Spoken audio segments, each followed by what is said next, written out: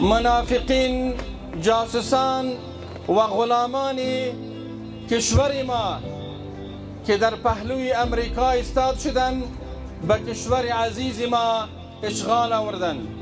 از فساد، ظلم، غصب، مواد مخدر، چور و چپاول، دزدی نجات یافتند. به زعیم امارت اسلامی افغانستان اخطار داد که یا با ما باشو یا با تروریستا باش. روز پیروزی علما مبارک، روز پیروزی امیدها و آرزوهای مردم افغانستان مبارک باشه برای همگی ما. به کوهها بالا شوین و در مقابل متجاوزین و اشغالگران بیرق جهاد را بلند کنین. من افغانم که کس عزمم ستمگر خانه و ایران است، بله از غیرتم اهل جهان هر لحظه حیران است. به مناسبت 24 اسد، چهارمین سال روز پیروزی امارت اسلامی افغانستان و پایان اشغال کشور، مراسم باشکوه و بی سابقه در ولایت پنجشیر برگزار شد. این محفل بزرگ به رهبری مقام ولایت و با حضور گسترده علما، مجاهدین، متنفذین مردمی، مسئولان ملکی و نظامی و هزاران تن از مردم متدین ولایت پنجشیر در مرکز ولایت و ولسوالی‌های هفتگانه برگزار گردید.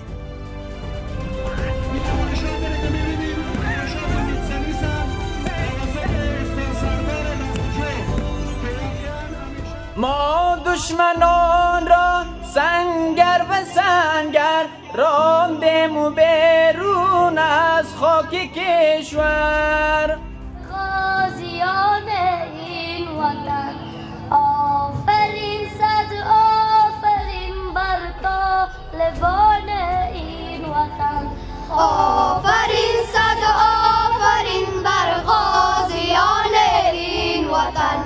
در این مراسم پیام رهبر امارت اسلامی افغانستان توسط رئیس اطلاعات و فرهنگ این ولایت قرائت شد و سپس الحاج حافظ محمد آقا حکیم والی پنجشیر در سخنرانی خود پیروزی تاریخی ملت افغانستان را نتیجه ایمان راسخ مجاهدین و رهبری خردمندانه رهبر امارت اسلامی دانست.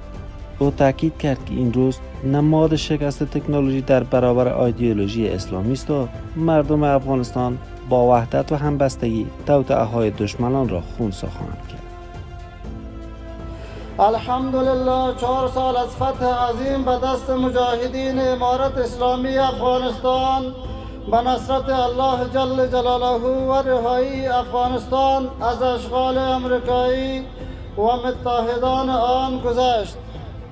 برای برقراری نظام مقدس در افغانستان افغانها تقریبا در مدت 50 سال تکالیف بسیار فراوان را تحمل شدند و قربانی‌های عظیم دادند.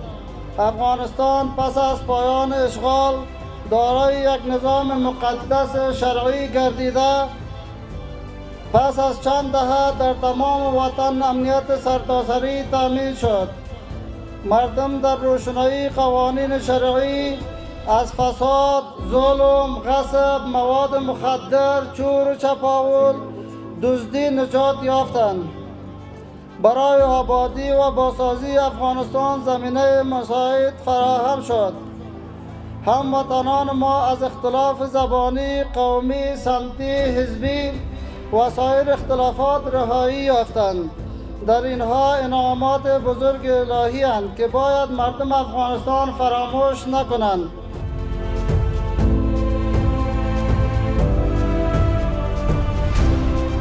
الحمدلله امروز روز خوشحالی و روز افتخار به مجاهدین افغانستان، به ملت افغانستان می باشد. روزی است که مسلمانان امت اسلامی به امی روزی که افتخار است برای کل ملت افغانستان، کل امت مسلمه به این روز افتخار می کند و این روزی است که منافقین و جاسوسان و غلامان یهود و نصارا به همچون روز اونها خفه می شوند و اونها نمی خواهند که این روز را مسلمانان و مجاهدین ما تجلیل نماید و جشنواره بگیرند. برادرای عزیز، امریکای متجاوزگر و 50 کشوری به نام کشورهای کفری و اسلامی، جمع منافقین، جاسوسان و غلامان کشور ما که در پهلوی امریکا ایستاد شدند به کشور عزیز ما اشغال آوردند.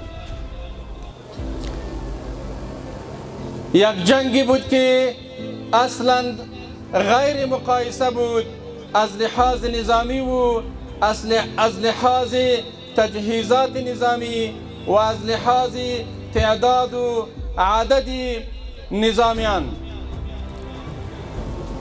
بوش که به سرگردگی امریکا از قصر سفید به ملت افغانستان و به زعیم امارت اسلامی افغانستان اخطار داد که یا با ما باشو یا با تروریستا باش.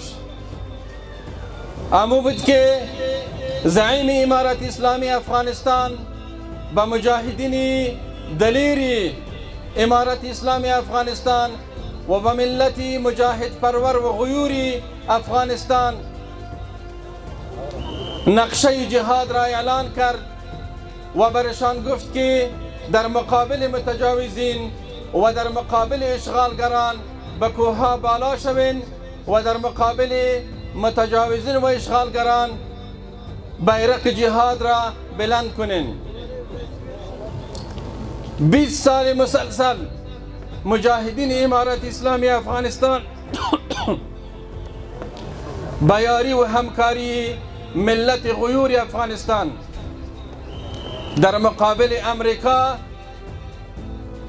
و 5 کشوری که همپیمان 50 کشوری که همپیمان امریکا بودند و جاسوسان داخلی که در چهار اطراف امریکا جمع شده بودند، ملت غیور افغانستان با آنها مردانوار جنگیدند. محفل با برنامه‌های متنوع فرهنگی و ورزشی، سرودن ترانه‌های اسلامی و نمایشات جوانان ادامه یافته فضای روحانی و حماسی ویژه‌ای را در سراسر ولایت منشیر رقم زد، جایی که مردم با شعارهای پرشور احساسات ایمانی و حمایت خویش را از نظام اسلامی به نمایش گذاشتند.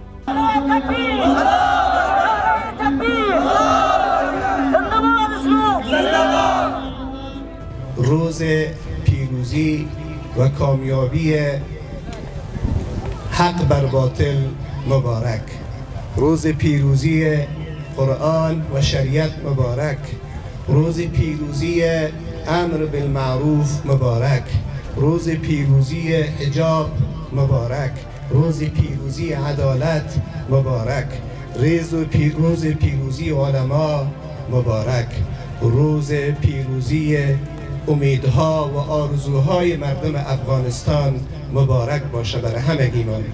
مجاهدینی که ما در پنجشیر داریم همگیشان آرزویشان همی بود که تطبیق شریعت و اعلای کلمت الله شود و این بیرقی که کلمه لا اله الا الله محمد رسول الله در اون نوشته است بلند شود.